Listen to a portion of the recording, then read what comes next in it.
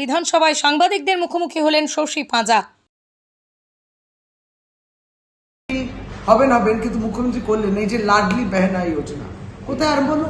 ঘোষণা করেছে করব, হয়েছে কি? শিবরাজকেই তাড়িয়ে দিল, তাকেই তাড়িয়ে দিল, তাকেই মুখ্যমন্ত্রী করলো না, আর প্রকল্পটাকেও তাড়িয়ে দিল। ঠিক আমরা বিধানসভায় একটা বললাম যে যারা লক্ষ্মী ভান্ডার নিয়ে বললো এটা ভিক্ষে দেয়া হচ্ছে এবং এইটা অনুদান, মানে একটা দয়ার দৃষ্টি দিয়েছিল, সেই দয়ার দৃষ্টি নয়, এটা কিন্তু একেবারে আমরা মহিলাদের এম্পাওয়ারমেন্টের কথা সেটা বললাম। কিন্তু আজকে ওরা স্বীকার করে নিল যে লক্ষ্মী ভান্ডারটা সত্যি উপকারী একটা জিনিস, কারণ এখন তাদের ওই ধাপটা পেরিয়ে এবার বলছে এটা 1200-1000 কেন, এটাকে আপনি 5000 করছেন না কেন? তারা বিজেপি দল মেনে নিয়েছে যে এরকম করা উচিত।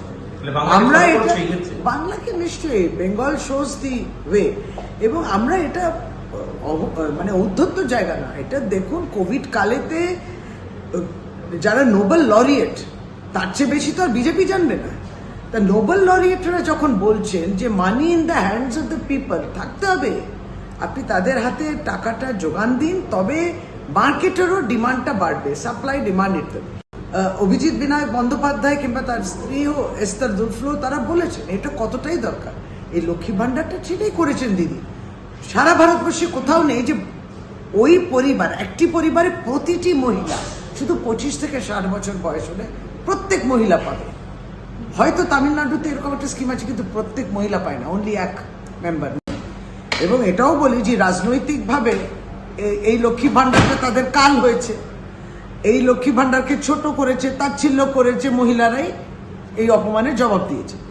আবার এই প্রকল্পকে সেই ধাঁচে এই আদলে তারা বিজেপি শাসিত সরকারগুলো তারাও এই আরম্ভ করেছে। শুধু তাই নয়, যে 4টি রাজ্যে বিধানসভায় যাচ্ছিল গত বছর নির্বাচনে, সেইগুলোর আগে ঘোষণা হয়েছিল যে মহিলাদেরও আমরা এরকম ফাইন্যান্সিয়াল একটা স্কিম করব।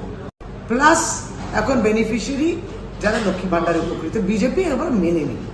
কিন্তু এটাও বলতে হবে যে প্রতিশ্রুতি দিদি দিয়েছিল 2021-এর আগে পালনও হয়েছে, নির্দিষ্টভাবে মাসে মাসেও টাকা যাচ্ছে, এটা বন্ধ হবে না, এবং টাকা বৃদ্ধি হলো। আর যারা ইচ্ছুক এর সঙ্গে যুক্ত হওয়ার জন্য তাদের প্রত্যেকেই যুক্ত করা হচ্ছে, এতটা সহজ করে।